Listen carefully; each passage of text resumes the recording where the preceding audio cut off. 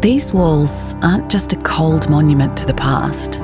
These yards are a living hearth, fueled by the unbreakable spirit of the women who lived and laboured here. In the damp of the laundry and the silence of the cells, they carried a heat the winter could never reach.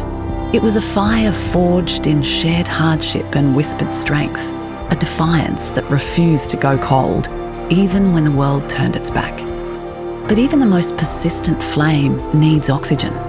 History only survives as long as there is someone to stand within it, to hear it, and to tell it. This winter, that responsibility passes to you. We invite you to step into the shadows and lean into the warmth of their stories. Witness the resilience of those who came before and carry their spark back out into the world. The flame of our history is in your hands. Come and feed the fire.